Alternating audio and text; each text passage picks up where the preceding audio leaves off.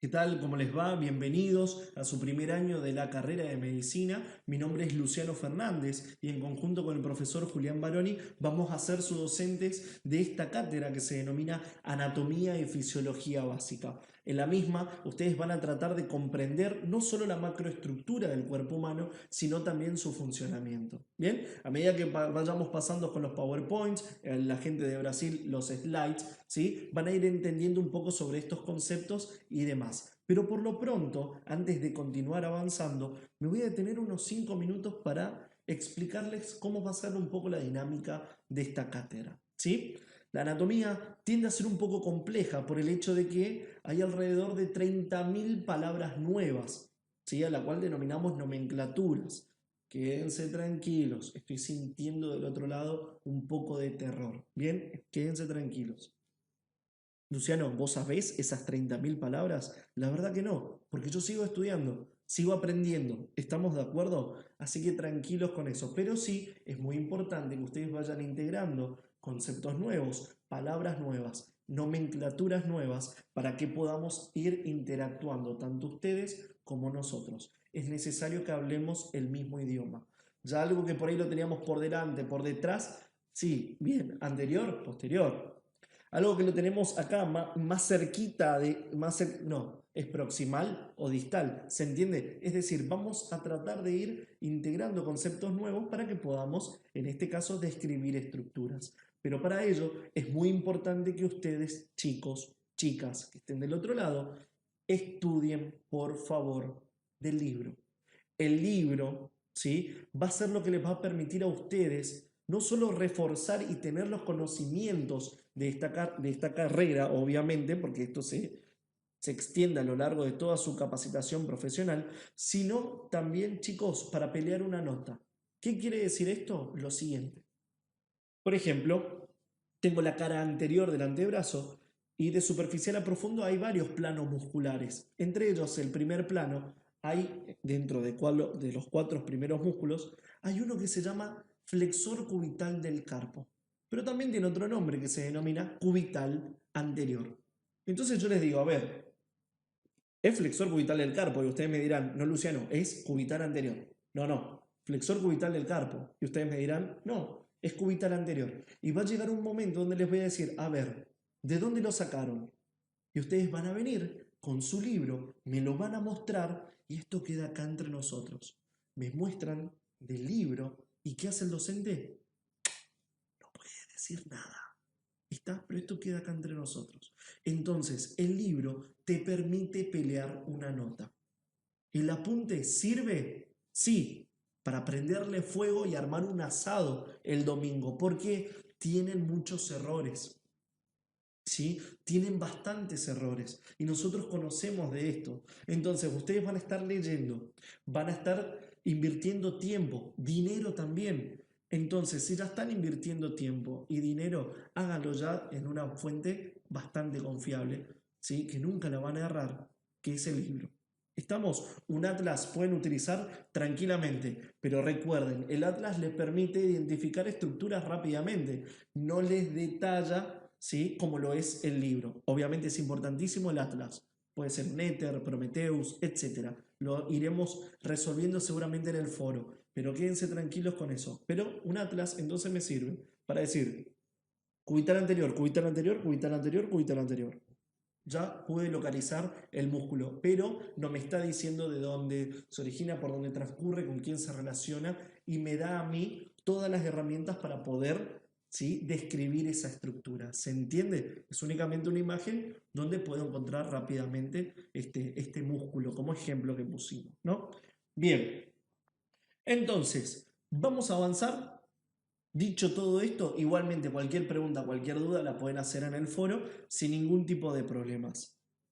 Antes de avanzar con esto, se habrán dado cuenta que yo gesticulo mucho, me muevo mucho, ¿sí? Así que ya vamos a tener el tiempo de vernos cara a cara y van a ver qué es peor. ¿Por qué? Porque ahora encima estoy sentado. Así que si en cualquier momento de toda la conversación pego este micrófono, puede pasar. ¿Bien? Ya se los dije.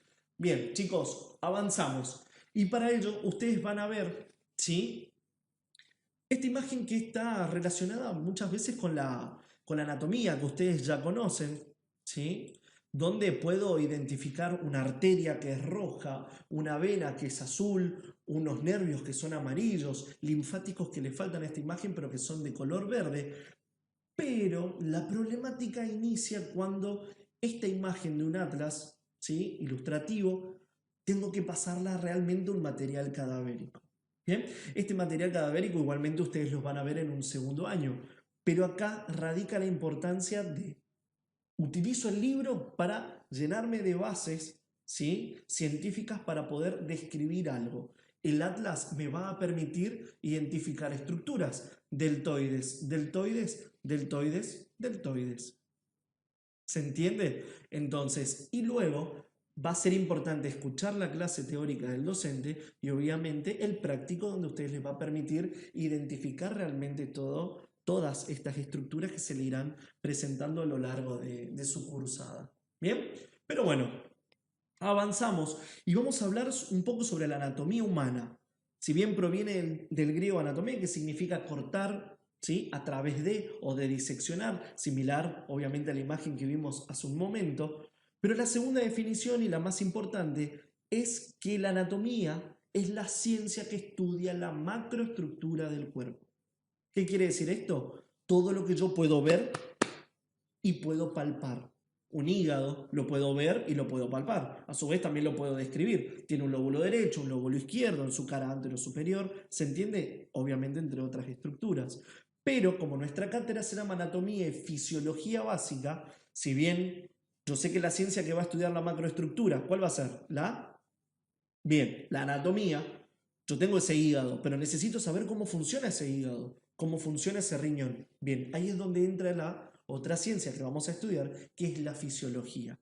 ¿Por qué todo esto es básico? ¿Sí? Por más que uno diga, es básico, recontra remil fácil. No, es básico porque acá nosotros nos vamos a centrar para darle las bases correspondientes que les va a servir para su segundo, tercero, cuarto, quinto, sexto, séptimo año, prácticas profesionales y el día de mañana ya sean futuros médicos. Bien, seguimos avanzando y vamos a ver que tenemos varios tipos de anatomía. Estos que puse acá son únicamente unos ejemplos, así que tranquilos, hay más.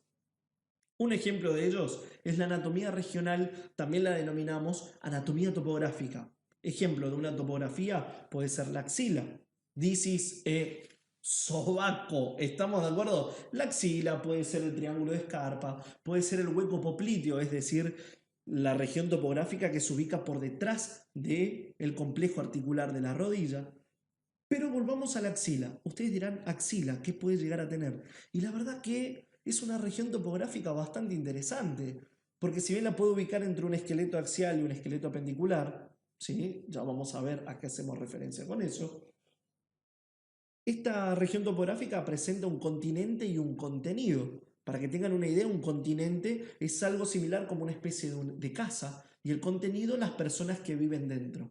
Bien, entonces la axila como continente va a tener una pared anterior, una posterior, una interna, una externa, un vértice y una base. Y como contenido, la arteria axilar, vena axilar, nervios, muy importantes porque están los troncos secundarios y ramos terminales del plexo braquial, ¿sí? Y ganglios, obviamente linfáticos propios de la axila, muy importantes luego para la semiología. Bien, entonces ustedes me estarán mirando y dirán, Luciano, una, fuiste muy rápido, otra, no me da tiempo de anotar. No anoten, les estoy dando un ejemplo únicamente para que ustedes puedan realmente entender de que hay muchas estructuras, hay muchas cosas nuevas, ¿sí? Y que la anatomía regional o topográfica es una anatomía que la vamos a utilizar y mucho.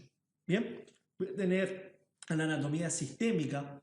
Bien, anatomía sistémica que me va, listo, ya tengo la anatomía, ya tengo el órgano. Bueno, pero ¿cómo se comporta este órgano con otro órgano y cómo funciona esto? ¿Se entiende? Porque, por ejemplo, ustedes pueden tener al corazón, pero el corazón, sí, como sistema circulatorio también tiene una relación con los pulmones. Entonces va a ser cardiorrespiratorio, pero a su vez en la sangre no solamente hay sangre arterial o sangre venosa, también voy a tener, por ejemplo, hormonas, es decir, que podríamos hablar tranquilamente que esa circulación de hormonas tiene una correlación con un sistema endocrino. Es decir, toda esta anatomía sistémica me va a permitir a mí integrar otros sistemas. ¿Bien? Anatomía clínica. Y vamos a tener a la anatomía de superficie. Fíjense, hoy estuve hablando de la cara anterior del antebrazo. Me lo palpé. ¿Sí? Eso es anatomía de superficie. Ejemplo, les pido a ustedes que con el dedo índice y el dedo mayor se palpen el manubrio esternal. ¿Bien? No digan que sí, porque los estoy viendo y sé que no lo están haciendo. Dedo índice, dedo mayor, se van a palpar el manubrio esternal. Se van a palpar el manubrio esternal. Bien, se van a palpar el manubrio esternal. Dedo índice mayor, se palpan el manubrio esternal y de allí se van a dirigir, tanto sea a la izquierda o a la derecha, es indistinto en este ejemplo, hacia la región hemiclavicular. ¿Qué quiere decir esto? Hasta la mitad de la clavícula. Bueno, dedo índice y mayor, palpé el manubrio esternal. ¿Qué estoy haciendo? Anatomía de superficie, chicos. Yo sé lo que estoy palpando. Conozco la anatomía que hay detrás, en este caso de superficial a profundo, de lo que es la piel, tejido celular subcutáneo, y de allí nos vamos a ir adentrando más. Bien, pero con el dedo índice mayor ya sé lo que me estoy palpando. Bien, hasta la mitad de la clavícula. Bueno, esa es la anatomía de superficie, muy importante obviamente en sus carreras. Bien, seguimos avanzando y vamos a hablar un poco sobre las características de la vida. Muy importante porque ellas me van a determinar cuál va a ser la relación que tiene el cuerpo humano, ¿sí?, con el medio en el cual estoy inserto. Bien, una de ellas va a ser la sensibilidad, que es la capacidad de poder sentir, controlar y responder a los cambios del medio externo. Es decir, yo voy a tener la capacidad de poder adaptarme, no sé, si ahora viene una persona, abre la puerta, ¿se entiende? Va a haber una respuesta fisiológica para poder responder ante ese estímulo que me acaban de generar. ¿Se entiende? Bien, seguimos avanzando y vamos a hablar un poco sobre la conductividad.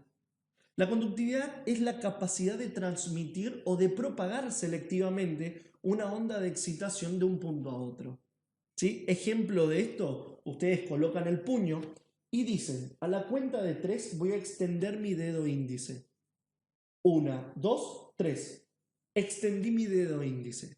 Y ustedes van a decir, Luciano, es re fácil. Mirá, lo puedo hacer tranquilamente. Bueno, perfecto. Pero hay una explicación para esto. Porque el impulso nervioso de ustedes inició, ¿sí?, en la corteza prefrontal, área 4 de Brodmann, motora principal. De allí el impulso nervioso se fue, atravesó la corona radiata, de allí pasó por el brazo posterior de la cápsula interna, se dirigió en este caso hacia el mesencéfalo. Después, en la protuberancia, esas fibras se disgregaron para evitar los núcleos pontinos que están irrigados por las arterias pontinas.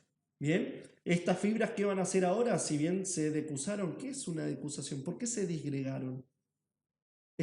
Ahora lo que hacen es se unen y me forman las pirámides. Allí se produce una decusación motora, desciende por la médula espinal hasta, ¿sí?, en este caso, los niveles medulares que me permiten a mí llevar la información por un nervio específico que inerve al extensor del índice para hacer esto. ¿Vieron que no era tan fácil? Entonces, necesito que presten atención. En los ejemplos hay muchos detalles. ¿Todo esto de neuro tienen que saberlo ahora? Obviamente que no. Eso es para su segundo año. Pero para su segundo año, lo primero que le vamos a preguntar, ¿qué es? ¿Qué es la conductividad? Así que acá estamos armando todas las bases de lo que va a ser toda su carrera. Presten atención. Bien, seguimos. Vamos a hablar de crecimiento.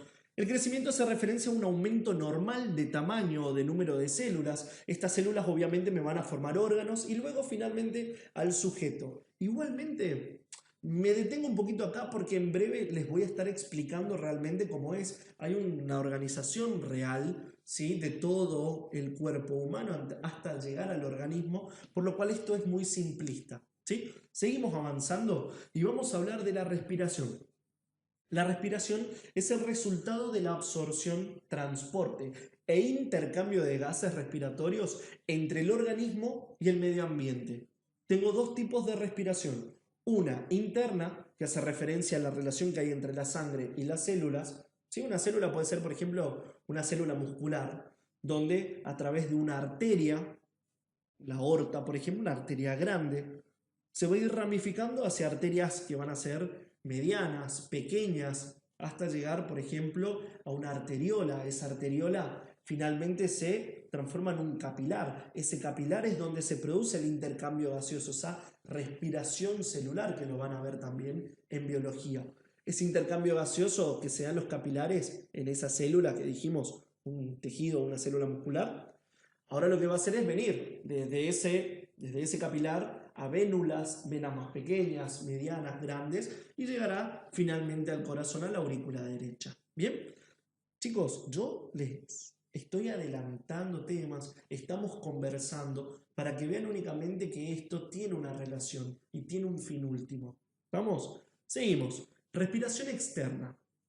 Hace referencia en este caso a la relación que hay entre la sangre y el aire de los pulmones.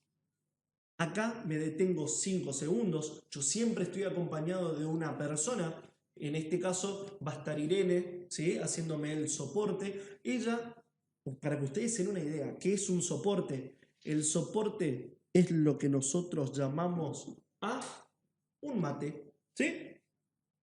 Les doy 3 segundos, prepárense mate, tomen, tengan el tiempo de tomar un mate, tomar un café, jugo. Si es un viernes a las 10 de la noche, no habrá nada. No habrá nada porque lo más importante viene a partir de ahora, ¿tá? Así que no estén alcoholizados a partir de este momento. Seguimos un ratito más y vamos a hablar de la digestión. Es el proceso por el cual los alimentos más complejos van a ser desdoblados en partículas que puedan ser absorbidas.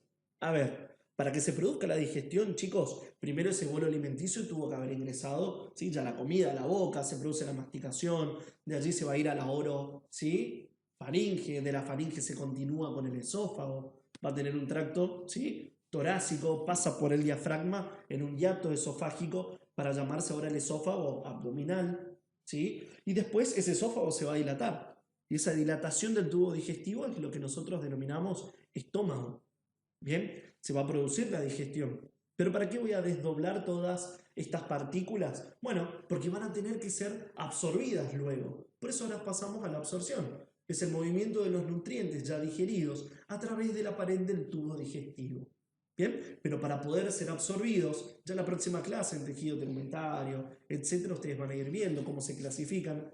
Pero, alerta, spoiler, el tejido epitelial tiene diferentes tipos de diferenciaciones apicales. La célula va a tener una región, ¿sí?, que está por encima, por arriba se podría decir por el momento, ¿tá? Para que podamos ir hablando, pero en verdad es mucho más específico.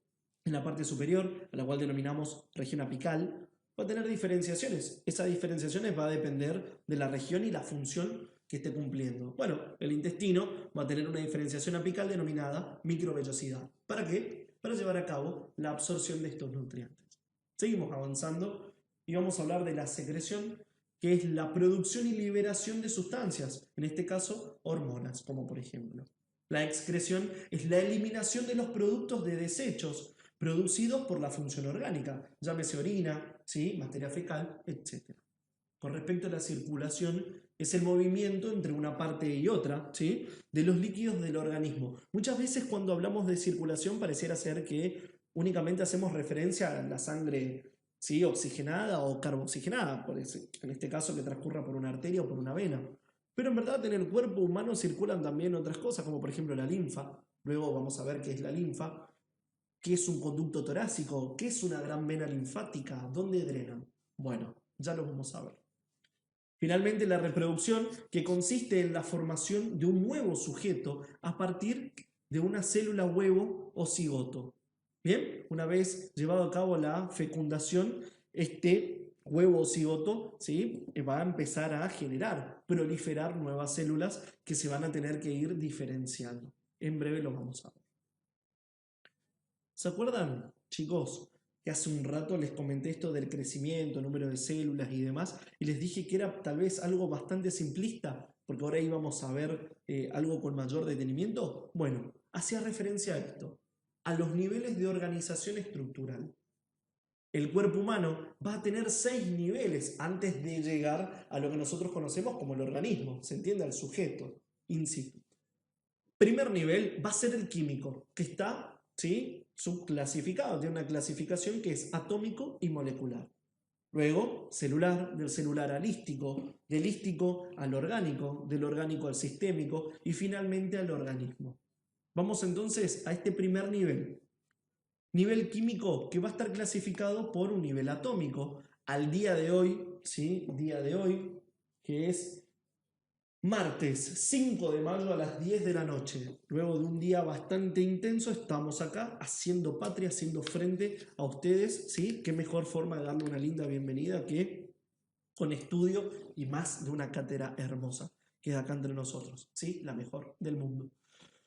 Bien, atómico. Al día de hoy, les vuelvo a repetir, 5 de mayo, hay 118 elementos en la tabla periódica. ¿Por qué digo hoy? Capaz hasta mañana encontraron otras 20 más. Bueno, por eso el PowerPoint está actualizado el día de hoy, 118 elementos, de los cuales no es que yo utilizo los 118 elementos, o mejor dicho, estos 118 elementos forman parte del cuerpo. En verdad, el 99% de la materia viva, ¿sí?, va a estar conformado por esta regla memotécnica que denominamos CHOMS. ¿A qué hace referencia? A carbono, hidrógeno, muy bien, lo dijeron solos, oxígeno, nitrógeno, fósforo y azufre. Bien, una vez que tenemos este 99% de la materia viva, me va a formar ahora sí estructuras más complejas denominadas moléculas. Estas moléculas vamos a poder ubicar, ¿sí?, a las proteínas, lípidos, hidratos de carbonos, ácidos nucleicos que ustedes ya en biología y en química, que van a estar cursando también en este primer año, van a ver la importancia que tiene, ¿sí?, en este caso, en el estudio de la duplicación, la replicación, la transcripción y demás. Bien, seguimos avanzando y nos vamos ya a un estadio celular. Esta célula, ¿sí?, que me detengo acá, 3 segundos. Nuevamente, para que puedan tomar algo.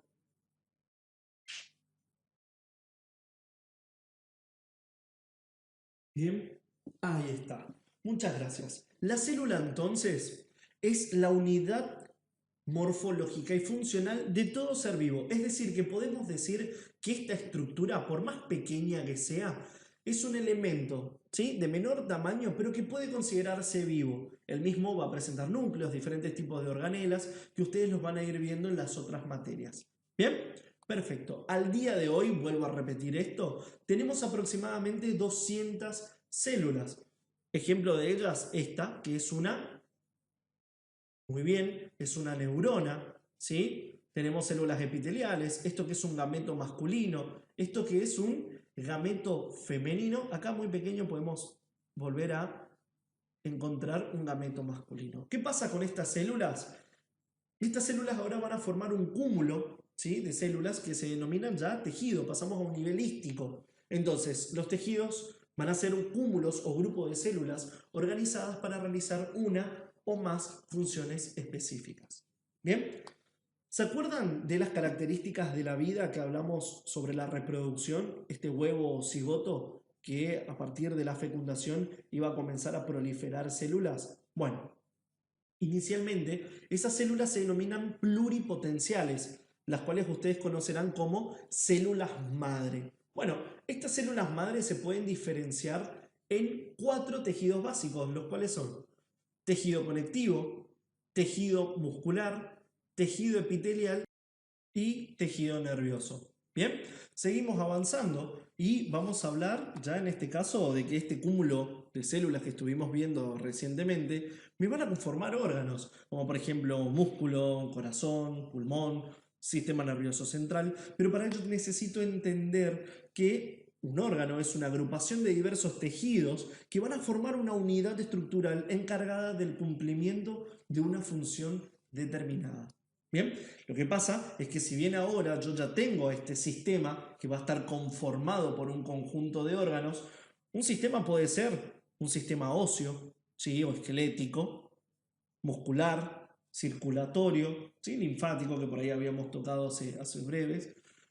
El problema es el siguiente.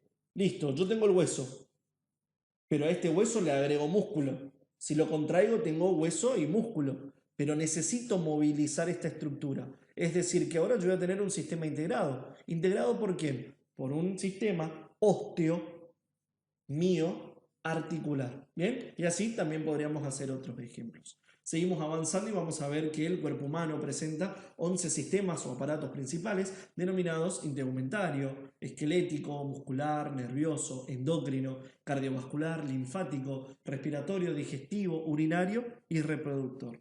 ¿Bien? Me detengo acá unos minutitos y la idea es que ustedes puedan comprender la importancia, vuelvo a repetir lo mismo de la presentación, de que podamos hablar siempre el mismo idioma. Bien, del otro lado realmente no tengo la oportunidad de conocerlos, por eso la importancia de la interacción que va a haber seguramente ahora con el foro, las clases Zoom sincrónicas y demás. Pero antes de conocerlos, yo no sé quién está del otro lado. Puede haber un alumno seguramente de Brasil, argentino, puede haber un estadounidense, un europeo y demás. Lo tenemos acá. Entonces, la pregunta es, si yo tengo que operar el día de mañana una persona, pongo acá una mesa de un quirófano, ¿bien? Y el médico argentino coloca al paciente de esta manera, el brasileño de esta, el estadounidense de esta manera. Imagínense, pobre, ¿sí? Paciente. Yo mientras tanto aprovecho, me muevo, ya les dije que soy bastante inquieto y viene bien, ¿sí? Este ejemplo. Por lo cual necesitamos a la posición anatómica, porque la posición anatómica es la que me va a permitir a mí entender cómo estudiar el cuerpo humano por consenso mundial. Bien, es decir, la anatomía que ustedes van a estudiar, la que yo estudié y demás, se estudia de esta manera, en base a una posición establecida por consenso mundial, ¿sí? Que es justamente la posición anatómica. Para ello, la persona tiene que estar en bipedestación, vista hacia el frente, ¿sí? Brazos, bien, en este caso los miembros superiores a lo largo del tronco, palmas de la mano en supinación, ¿sí? Acá les voy a dar un ejemplo muy breve. Vamos a hacer de cuenta que yo les estoy suplicando dinero. Súplica, le estoy pidiendo una propina. Súplica, que es algo similar a lo que ustedes van a hacer próximo a los parciales. Esperemos que no, obviamente porque van a estudiar y mucho, obviamente, y no van a tener que recurrir a eso. Bien, entonces, súplica, ¿sí? Y ustedes lo que van a hacer es me van a dar una propina. Súplica, supinación. Súplica, tengo la palma de la mano hacia arriba. Súplica, supinación. Y propina, me puedo ver el dorso de la mano. Propina, pronación. Supinación, pronación. Bien, impecable. Piernas extendidas, ¿sí? Y juntas, pies paralelos y los talones juntos. Luciano, una cosa es lo que dice el PowerPoint y otra cosa es la imagen que yo estoy observando acá. Bueno, lo puse a propósito. ¿Por qué? De allí radica la importancia siempre de leer de varios autores, de varios libros en la medida que ustedes puedan. Bien, obviamente hay muchos autores, ¿sí? Pero cada autor no es que este está bien y este está mal. Cada uno tuvo que haber hecho, ¿sí? Una investigación previa antes de publicar un libro. Por eso muchas veces, ¿sí? Se van actualizando los mismos. Bien, seguimos avanzando y vamos a hablar un poco sobre los ejes del cuerpo. Pero para ello necesito comprender qué es un eje. Bueno, un eje no es ni más ni menos que una línea imaginaria que atraviesa el cuerpo humano.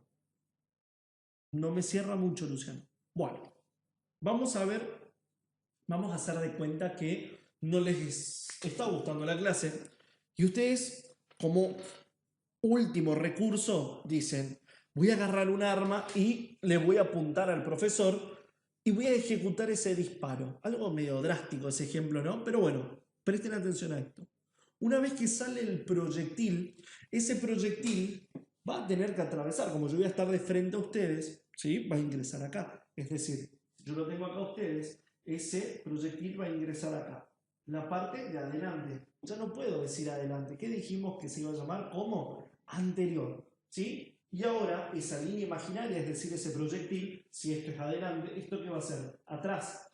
Anterior y, muy bien, posterior. Entonces, este eje, esta línea imaginaria que va a atravesar al cuerpo humano se va a llamar eje antero-posterior o ventrodorsal. Acá volvemos al ejemplo de la cara anterior del antebrazo, esto del flexor cubital del carpo o cubital anterior que yo les había explicado a ustedes. Bueno, ¿qué pasa? Van a ver que les voy a dar un nombre de un eje, pero hay otros más. Siempre ustedes elijan uno, no se confundan. ¿Bien? Entonces, acá tengo la imagen de esta señorita, este proyectil está ingresando por delante. Ya dejo de decir por delante, ¿cómo lo llamo? Anterior, y sale por detrás, ahora posterior. ¿Cómo se llama este eje? Antero-posterior. Muy bien. Yo estoy sentado ahora, tengo una luz por encima mío. Vamos a hacer de cuenta que cae esa luz. Esa luz va a caer de manera vertical. Acuérdense que un eje es una línea imaginaria que atraviesa el cuerpo. ¿Bien? Entonces, si ese eje, esa línea, cae de manera vertical, ¿cómo se va a llamar? Eje vertical. También la podemos llamar longitudinal o cefalocaudal. ¿Por qué cefalocaudal? Porque esa luz, si llega a impactar, ¿dónde impactaría? En la cabeza. Céfalo o cráneo, caudal, que hace referencia a las extremidades. Vertical, chicos, cae de manera vertical, vertical. ¿Quieren longitudinal? ¿Quieren cefalocaudal? No hay ningún problema. Elíjanse siempre cuántos, uno. Bien. Tengo entonces acá la imagen detallada de la señorita. Eje que era una línea imaginaria, por eso está punteada, que atraviesa el cuerpo humano, en este caso de manera vertical.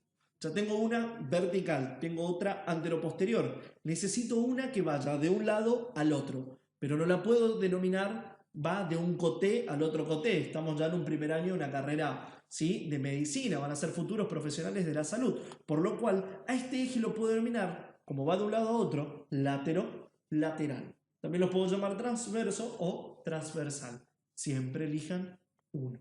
Bien, acá entonces me grafica la señorita este eje latero-lateral. Seguimos avanzando y vamos a hablar ahora sobre los planos. Necesito saber qué es un plano. Siempre vamos a los conceptos. ¿Qué es un plano? Bueno, un plano es la intersección, es el punto de encuentro de dos ejes. Por ejemplo, yo puedo poner este eje que va a ser como latero-lateral, ¿sí? Latero-lateral. Y uno vertical. El punto donde contactan estos dos ejes me forman un plano. ¿Para qué me sirve? Para dividir al cuerpo humano. Bien, un primer plano va a ser el sagital. Sagital, ¿sí?, que es un plano que me va a dividir el cuerpo en dos segmentos, uno derecho y uno izquierdo. ¿Estamos de acuerdo? ¿Sí? Es decir, plano que me divide a mí dos segmentos corporales, uno derecho y uno izquierdo, se denomina plano sagital. Lo que pasa es que vamos a hacer de cuenta que yo quiero estudiar solamente el complejo articular del hombro. Y no necesariamente necesito comenzar a estudiarlo desde el hueso frontal, ¿se entiende o no? Sobre la línea media del cuerpo. Entonces, ¿qué hago? Puedo hacer un corte que sea paralelo a la línea media. Este corte se denomina plano de paralelo a la línea media, parasagital. Ustedes también en los libros van a encontrar que este plano sagital también se denomina medio sagital. ¿Sí? Sagital quiere decir que es la línea media del cuerpo, pero hay algunos autores que lo dicen es medio sagital. ¿Por qué? Porque el otro es parasagital. Es indistinto. Sagital, parasagital o medio sagital y parasagital, el que quiera. Ahora, pasamos al segundo plano, que se denomina plano coronal. Para ello yo voy a necesitar de que ustedes coloquen sus dedos pulgares y sus dedos índices y formen esto. No es lo que ustedes creen, no sean mal pensados. Lo que van a hacer es lo siguiente. Van a agarrar y esta estructura que acaban de formar lo van a poner por encima de la cabeza de ustedes.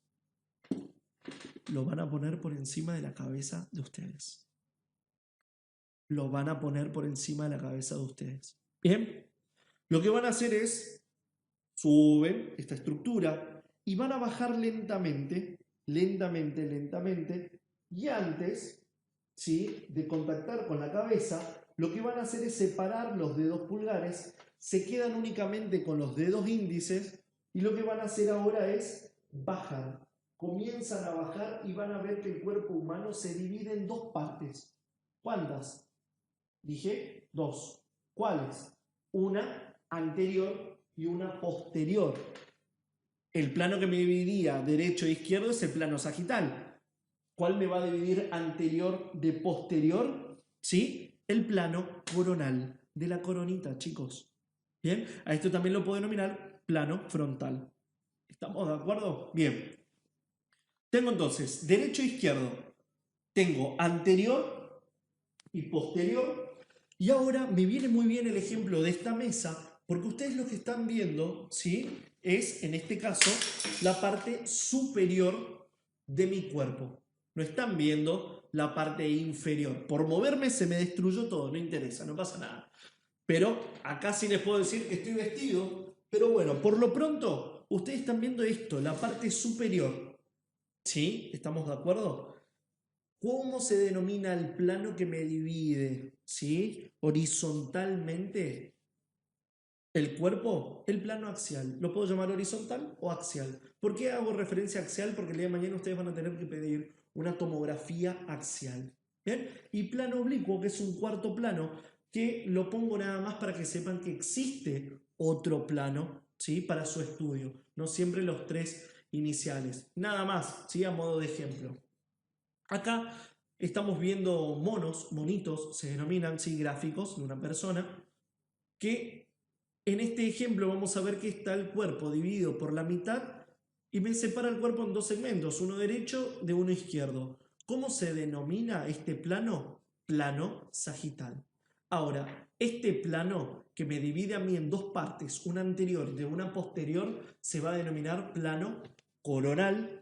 Este que dijimos, por ejemplo, la mesa que ustedes están viendo, ¿sí? Que mi cuerpo está dividido superior de inferior, se denomina plano axial.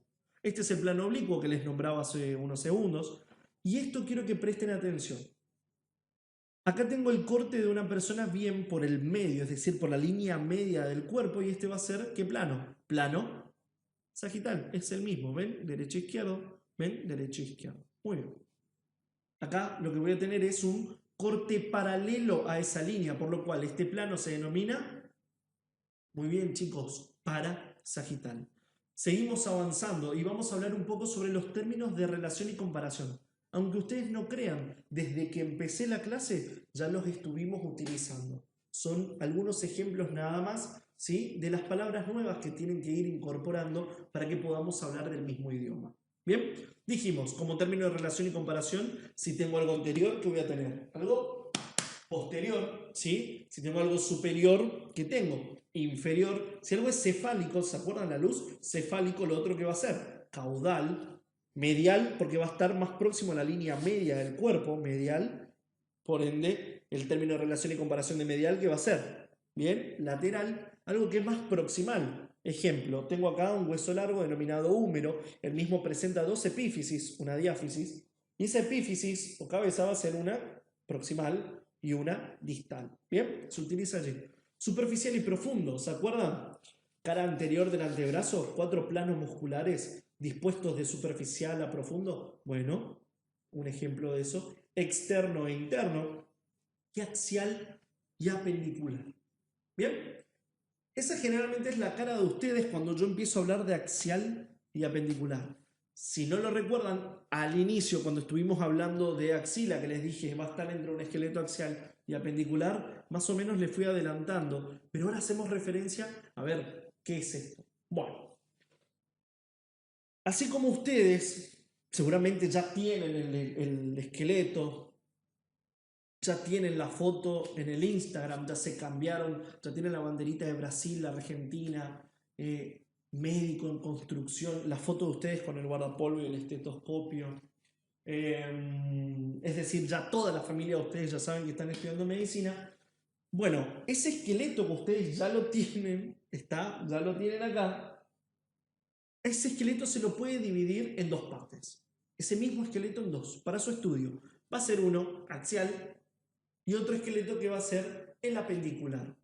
Bien, me detengo. Vamos con el esqueleto axial. El esqueleto axial comprende a los huesos del cráneo, anoten, huesos del cráneo, de la cara, toda la columna vertebral, obviamente formado por las vértebras, la parrilla costal y el esternón. Bien, Por otra parte, el esqueleto apendicular hace referencia a los miembros superiores, siempre hablando del esqueleto de los miembros superiores, inferiores, ¿sí? Y los huesos que unen el esqueleto apendicular al esqueleto axial. ¿Qué quiere decir esto? ¿Sí? Los huesos que van a unir, esto era esqueleto axial y esto es apendicular. Entonces, esqueleto apendicular, miembro superior, miembro inferior. Y los huesos que unen este esqueleto apendicular al esqueleto axial. Y van a ser en los miembros superiores la clavícula y la escápula, y en los miembros inferiores los huesos coxales. ¿Bien? Perfecto. Como movimientos, simplemente algunos ejemplos nada más, voy a tener la aducción.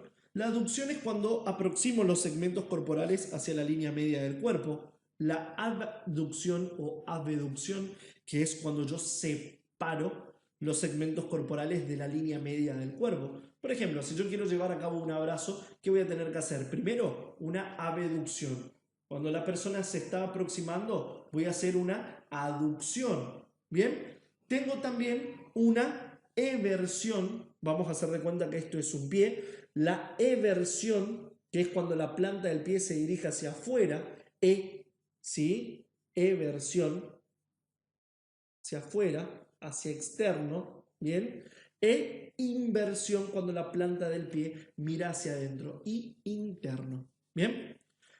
Anteropulsión, retropulsión, protrusión, el mentón, ¿sí? Hacia adelante, retrusión, retraer, bien, retrusión, circunducción, movimiento que lo puedo realizar en los tres ejes. Cuando veamos articulación ya lo vamos a ver. Entonces, uno de ellos es dentro de las diartrosis, un género que es la enartrosis o esferoides, como ser en este caso la articulación escápulo-humeral y la coxofemoral. Tengo la rotación interna, rotación externa, ¿bien? Pronación, supinación, que ya lo vimos, flexión plantar, dorsal, elevación, depresión y un movimiento, ¿sí?, que se denomina oposición, que es muy particular porque esto nos diferencia a nosotros de otros animales. Oposición me lo permite hacer el dedo pulgar y el dedo meñique. Es más, en la región tenar, que cuando veamos manos ya lo van a ver, hay un músculo específico que se denomina oponente del dedo pulgar, y en la región hipotenar hay un músculo específico que se denomina oponente del dedo meñique. Los mismos me permiten llevar a cabo el movimiento de oposición necesarios para llevar a cabo la aprehensión con H, ¿sí?, con H a la gente de Brasil, necesarios para tomar cosas. Bien, objetos. Seguimos avanzando, ya falta poco, y vamos a hablar de las cavidades. ¿Sí? Obviamente, a lo largo de todo el cuerpo yo voy a tener diferentes tipos de estructuras, y estas estructuras van a estar inmersas en cavidades que me las van a estar no solo protegiendo, sino también diferenciando de otras estructuras. Bien, voy a tener a la cavidad craneal, ya después vamos a hablar de los huesos planos, cortos, mixtos, sesamoideos, neumáticos, etc. Pero, por ejemplo, voy a tener la cavidad craneal que me va a estar protegiendo y delimitando esta cavidad, ¿sí?, para albergar a quién? Sistema nervioso central, ¿sí?, autónomo, obviamente. Voy a tener el cerebelo, voy a tener líquido cefalorraquídeo, voy a tener senos venosos, voy a tener arterias, un montón de estructuras, ¿sí? Parte del sistema nervioso central se continúa con la médula espinal, por lo cual vamos a hablar de la cavidad espinal. Esta cavidad espinal que va a estar formada en los huesos mixtos denominadas las vértebras, ¿sí? También voy a encontrar la cavidad torácica. Esta cavidad torácica que a su vez se divide en un mediastino superior, una cavidad pericárdica o pericardial, una cavidad pleural donde encuentro obviamente a los pulmones. Y acá, si seguimos descendiendo, nos vamos a encontrar con el diafragma. Y el diafragma no es una cavidad, pero sí es muy importante este órgano músculo-tendinoso, porque va a ser el encargado de separarme, de dividirme dos cavidades muy importantes que son la cavidad torácica y la cavidad abdominal. Bien, voy a tener también la cavidad pélvica, muy importante porque la misma me va a delimitar este espacio, me va a brindar protección para órganos de la reproducción, me protege también, por ejemplo, la vejiga, etc. Seguimos avanzando y vamos a hablar de la cavidad abdominal. Bien, cavidad abdominal que como límite superior voy a tener a la cúpula diafragmática, ¿sí? Límite superior de la cavidad abdominal a la, ¿qué? Cúpula diafragmática, esto es superior. Inferior estrecho, ¿sí? Del coxal, ¿bien? O de la pelvis. Entonces, inferior piso pelviano constituido por los músculos del periné, pero si consideramos exclusivamente la cavidad abdominal, por debajo está delimitada por el estrecho superior de la pelvis. Anterior, músculos de la pared anterolateral del abdomen y posterior va a estar obviamente la columna vertebral, músculos de la pared posterior del abdomen, en este caso el psoas ilíaco y el cuadrado lumbar. Chicos, la región abdominal va a estar dividida en 9 cuadrantes. 9 cuadrantes muy importantes. ¿Por qué? Porque el día de mañana ustedes van a tener que hacer una historia clínica y van a tener que decir, bueno, el paciente refiere un dolor acá, acá, acá y acá. Eso no lo pueden colocar. ¿Pero por qué pusieron acá, acá, acá y acá? Porque su paciente, ¿qué les dijo? Me duele acá, acá, acá y acá. ¿Se entiende? Entonces, ahora esos acá van a tener nombres y van a ser los siguientes. ¿Bien? Entonces, este primero, el cual se denomina epigastrio, seguramente hasta el día de hoy ustedes utilizan, y si no, seguramente una prima, una vecina, una cuñada o doña Chocha, que dice, me pegué acá, me quedé sin aire. ¿Por qué? Porque ahí que está la boca del estómago. Bueno, ahora chicos, la boca del estómago se denomina epigastrio. De la boca del estómago, si yo me voy hacia la derecha, ¿sí? No estoy mal, es mi derecha, ¿sí? Acuérdense, por más que a ustedes les aparezca que está del lado izquierdo, acuérdense, esto es mi derecha. Y la anatomía se estudia en espejo, es que justamente la anatomía que ya veníamos estudiando a través de la posición anatómica. Tengo al paciente enfrente, igual que ustedes ahora. Entonces, epigastrio, me voy hacia la derecha, ¿sí? Hipocondrio derecho, del epigastrio hacia la izquierda, hipocondrio izquierdo. Del hipocondrio izquierdo desciendo un poco más, me encuentro con el flanco o vacío derecho, perdón, izquierdo. Me voy al medio, región umbilical, donde puedo encontrar el pupo, bien, el ombligo, perfecto, región umbilical o mesogastrio. Me voy hacia la derecha, voy a tener al flanco o vacío derecho, bien. Me voy más hacia abajo, me voy a encontrar con la fosa ilíaca derecha, muy importante porque allí puedo encontrar una estructura anatómica denominada como, el que se operó ya lo sabe, el apéndice veriforme o apéndice, bien. Hipogastrio y obviamente finalmente tengo la fosa ilíaca izquierda. Seguimos avanzando y vamos a ver que el epigastrio lo vamos a encontrar a esta altura, ¿cierto? No. ¿El epigastrio dónde estaba? Acá. ¿Bien? Lo encontrábamos ahí. Ahora que tengo hipocondrio derecho, lo ubicábamos acá, ¿estamos de acuerdo? No. Hipocondrio derecho está acá, hipocondrio izquierdo, región umbilical, ¿sí? Flanco derecho, flanco izquierdo, fosa ilíaca derecha, ¿bien? Fosa ilíaca izquierda y finalmente el hipogastrio. Gente, terminamos, por lo menos esta primera etapa, ¿sí? Lo bueno que tiene esta cursada es que ustedes pueden pausar al docente, pueden levantarse, se van al baño, retoman nuevamente, les doy tiempo para que puedan escribir, ¿sí? Pero ustedes tienen que entender lo siguiente, más allá de recurrir a los libros y demás, recurran también a nosotros, escriban en los foros, no nos molesta. Bien, vamos a estar esperando sus mensajes, así que cualquier pregunta, cualquier duda para la gente de Brasil, nos pueden hacer sin ningún tipo de problemas.